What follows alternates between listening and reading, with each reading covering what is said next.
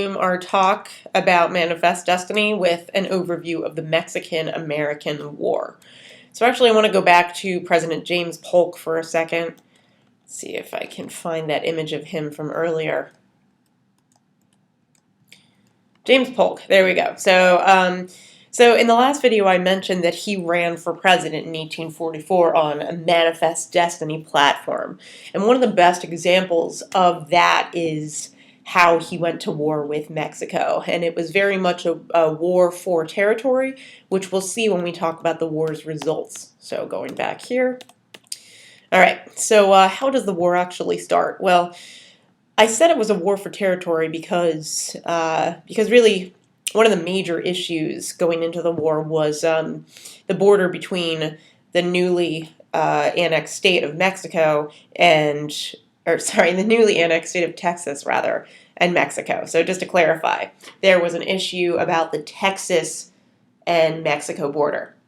So, the modern border is the Rio Grande River, and before that, the Nueces River, which was actually a little bit farther north, was the river that Mexico wanted to establish as the border. So if they had had that river as the border, Texas would be a much smaller state, right? So ultimately, Mexico wanted more land for itself, and the U.S. said, nope, the Rio Grande is the border. And again, I'm sorry for continuing to go back here, but see that that's the Rio Grande, and that is, as we know, the modern southern border of Texas with Mexico. So, first, when Polk is president, he attempts to actually purchase this territory from Mexico outright. And they sort of try to strike up a deal through this event called the Slidell Mission. So Slidell was sent to the Rio Grande area to attempt to negotiate this purchase of this territory. And he presented the Mexican president, Santa Anna, with the following offers. Right, first off, there were American claims against the Mexican government that the U.S. said that it would forgive, right? So, I mean, essentially, this is left over from the conflicts during the Texas move for independence. There were many Americans that were upset with the Mexican government because, in the Americans' perspective, the Mexican government was not protecting their property, their slaves, in other words. And so Americans sort of antagonized and opposed the Mexican government for this, but they were actually, in effect, going against the Mexican Constitution. So basically the U.S. said, look, we will forgive these sort of false claims against the Mexican government, right? Another thing is that Slidell presents the Mexican government with a financial offer for this territory.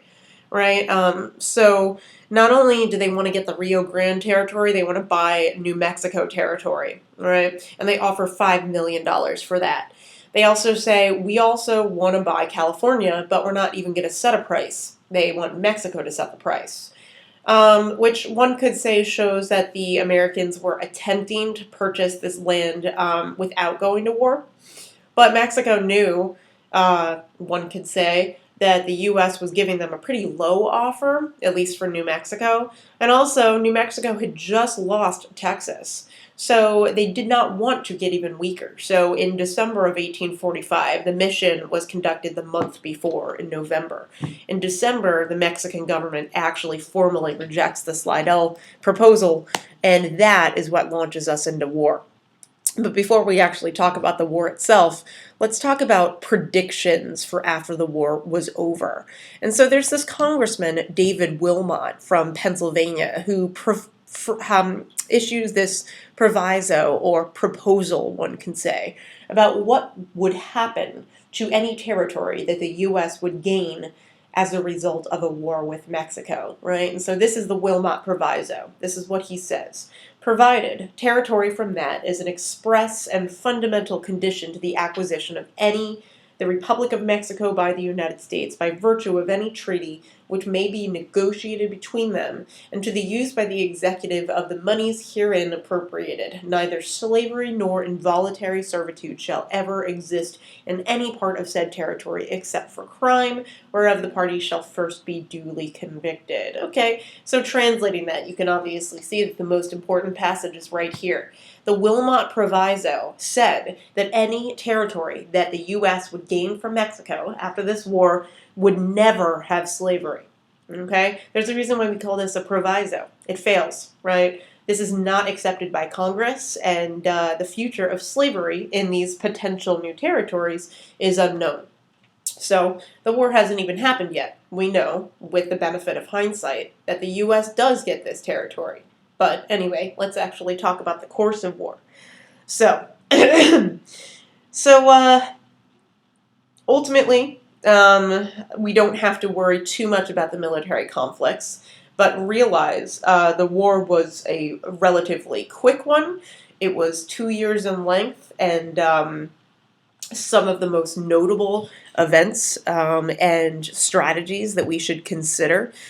James Polk, as I mentioned, the president at the time, served as the active commander-in-chief. And while we know that the Constitution provides for that role for the president, certain presidents take it a little more literally than others, right? James Polk actually had a prominent role in this war. He was in the area during the war. And this actually sets an important precedent for President Lincoln during the Civil War. When we study Lincoln, we're going to very quickly find out that Lincoln was often on the front lines, actually directly advising many of the military commanders. So when I say commander-in-chief, I don't just mean the title, I mean the actions. Polk is very much involved. All right. Other things. As far as some of the general patterns of war is concerned, you found that most Mexican citizens were incredibly resistant to American involvement in their land. They felt that the Mexican-American War was an example of American brutality against the Mexicans. And so when Mexicans came across Americans, they tended to be very aggressive against what they saw as basically American, not imperialism yet, but that's what it was turning into, right? So why does the U.S. win so handily? Well, at this point, they have a stronger military. It's been increasingly growing ever since the end of the War of 1812. One of the key figures in the war is General Winfield Scott. One of his major victories is capturing Mexico City in 1847. This sort of signals the end of the war. All right, so even though this is 1847, it takes a period to actually negotiate peace with Mexico. But you notice here that all the conflicts are over by 1847, right? In 1848, the U.S. draws up a peace treaty with Mexico. It's called the Treaty of Guadalupe Hidalgo, and the most important result of this treaty is the land cession that the U.S. gains from Mexico. All this land that is in pink right here is land that used to be part of Mexico and is now part of the United States. Now, this map is a modern it's drawing out the modern state borders. Realize that these areas were not yet organized into states. California will become a state very quickly. It becomes a state only 2 years after this, but not yet. Now, because the Wilmot Proviso failed, as we mentioned earlier, this land is open for slavery to expand, right? By failing, the Wilmot Proviso basically almost did the exact opposite. It made people who favored slavery that much more adamant about allowing it to spread west. So this treaty also was really forced upon Mexico because the Americans defeated them so handily, right? And so this just really articulates some of the things I was saying in the last map. Okay, so it's really important that this territory is ceded. Now, in addition, California and New Mexico are really the major territories that are gained, but as you also notice, Utah and Arizona are also modern states that come from the Mexican cession, parts of Colorado and Wyoming. But at this point, this was all called New Mexico in this area. Okay, so that's what we mean when we say New Mexico. Also, the U.S. gives Mexico a monetary settlement, right? So $15 million. And then it also says that it's going to pay for any American citizens who make claims against Mexico. And this also adds an additional $3.5 million price tag to the peace treaty. Another thing that is not mentioned in this slide that I just thought of right now is the future of the Mexican citizens who live in this territory. Now, if you are Mexican and you live in this territory that suddenly becomes part of another country, there's a huge question about what your citizenship is and whether you're going to be included in this new country, right? And so if you were Mexican by birth, but you happen to live in California, let's say, the Treaty of Guadalupe Hidalgo actually recognized your citizenship and allowed you to immediately become a U.S. citizen. All right, so this is before the 14th Amendment, which we'll talk about at length after the Civil War. But it's really important for us to know that the original Mexicans who lived in this territory immediately became U.S. citizens, which has implications for much more modern studies of history when we talk about the future of the 14th Amendment. So, the results, all right? So, in general, it was not really a heavy military casualty type war for the Americans, right? Most of the Americans actually died of infections as a result of their war wounds, not their war wounds directly, right? Again, one of the really important elements that results from the war is this new territory, which really expands the question of slavery and what its future will be, right? This is a huge amount of land, 1 million square miles, right? And this includes the Texas state, right? Now, the other thing that's really important is up until this point, as we've really talked about throughout the year, there was a fairly, I don't know if I can say healthy, but there was a fairly even balance between slave states and free states before the end of the war, right? So just as a reminder, the Missouri Compromise, right, drew this line, the 3630 parallel, and everything that was settled north of this line would be a free state. Everything that was settled south of this line would be a slave state. So, but remember that Missouri is the odd duck in this sense, because even though it lies above this line, Missouri itself is a slave state, right? But Illinois, Indiana, Ohio, right, and of course the future states that will come along that are north of this line were meant to be settled as free, all right?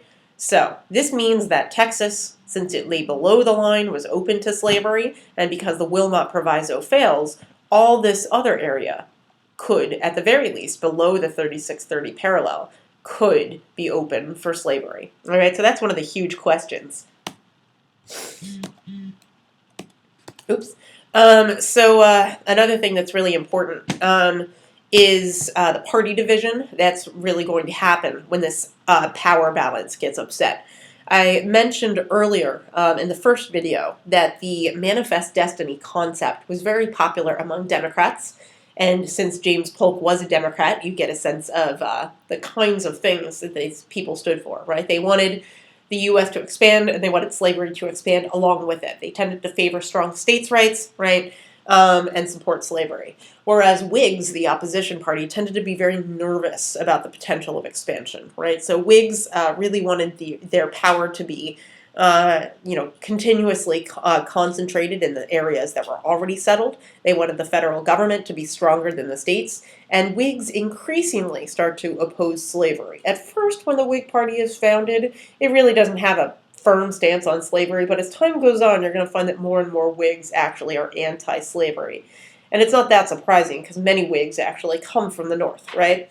But ironically, even though the Whigs tended to be opposed to the war, many of them still fought in it, right?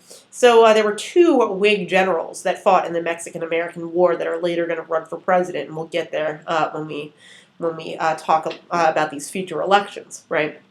But really, the most important thing is that the Mexican-American War is one of the most prominent examples of manifest destiny actually occurring, right? The destiny was, so to speak, fulfilled by this expansion, right? So, sorry about the font there, it got stretched out, but unresolved issues and new opportunities, right? So, there are new political parties that are forming, which is really, really significant, because we're going to find that once we get to the Civil War itself, then this new party, the Republican Party that emerges essentially becomes almost like a combination of some of these smaller parties that formed before the Civil War. I was just trying to get rid of this little text box, but I'm not sure why it won't go away. So that just says Soilers there. Okay, so the Free Soil Party was the first one to discuss, right? And then the Liberty Party. Both of these parties were anti-slavery in nature, but they approached the end of slavery in two different ways, one could say. All right. So the Free Soil Party tended to be made up of Northern Democrats because as time goes on, there's going to be more of a sectional divide between Democrats and Whigs, right? Southern Democrats tend to be very pro-slavery. They tend to be pro-expansion, right? Whereas Northern Democrats, while they like states' rights, are not really in favor of expanding slavery any farther than it has already gone, right? They're called barn burners. One could think about something like burning a bridge, severing all ties, so to speak, right? These Northern Democrats had no qualms with leaving their party. So what we're going to see is that the Free Soil Party, again, is made up with people who oppose slavery, but they don't oppose slavery where it already exists. They just want slavery to stop expanding west.